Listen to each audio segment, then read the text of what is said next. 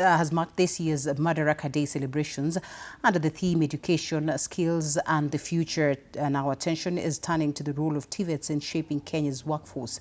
Our Education Affairs reporter Andrin Kilemi examines the progress made in the TVET sector, the challenges that remain, and what the future holds for the technical and vocational training. The sound of metal meeting metal has been the soundtrack of David's life for more than 30 years now.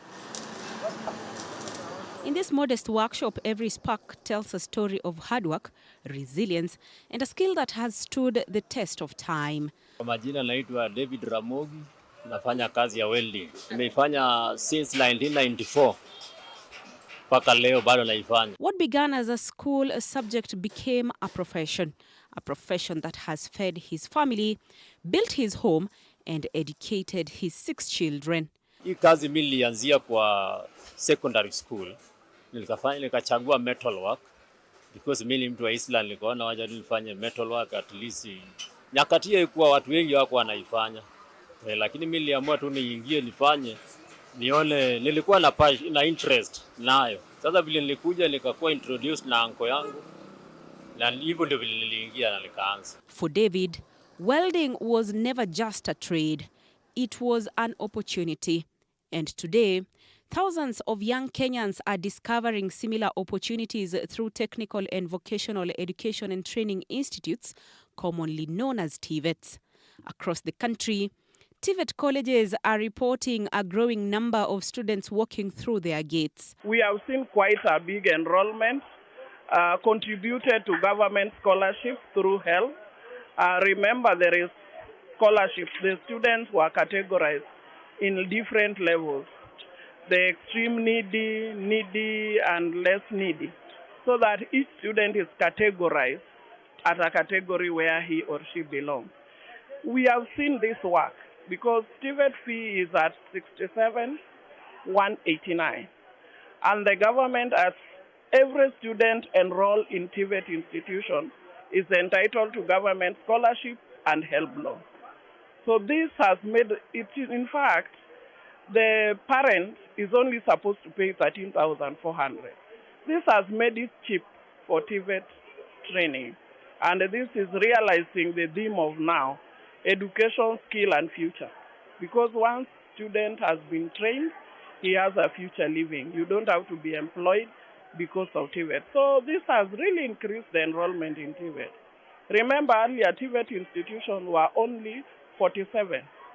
But now we are talking to 237 now, almost 260. For many students, the attraction is simple. They want skills that can help them earn a living as quickly as possible. But the journey is not without challenges. Being summer needy, as we say, then they lack proper accommodation spaces, especially with the new TVET institution, where the structures are still being developed. So there's a bit of lack of those accommodation, but this is being resolved by affordable housing coming in. We are seeing that coming. And then the equipment, the infrastructure facility, we are improving.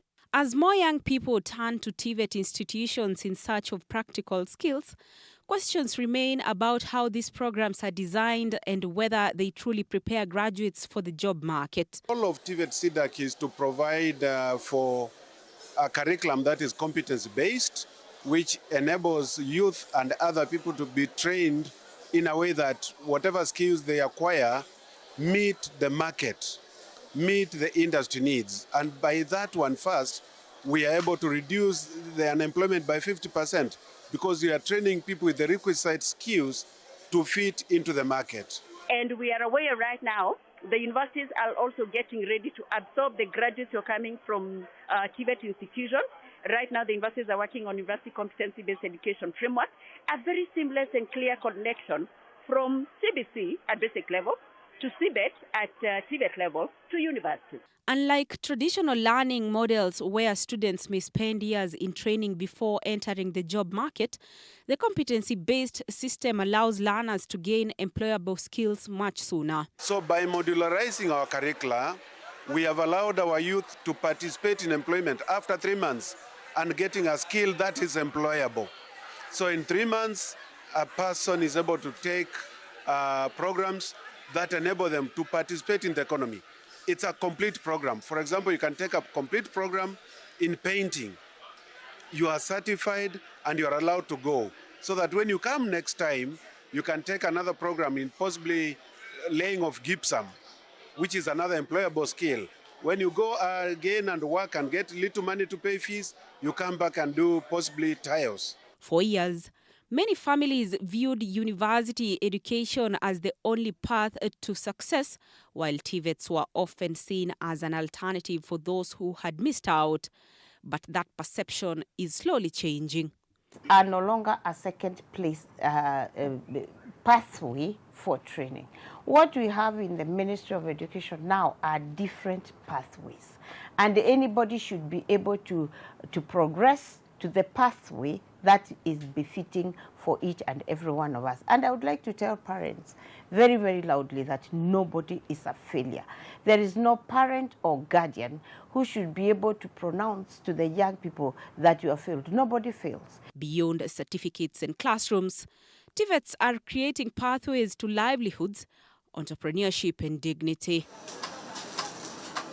For people like David Ramogi, a skill learnt decades ago has provided a lifetime opportunity.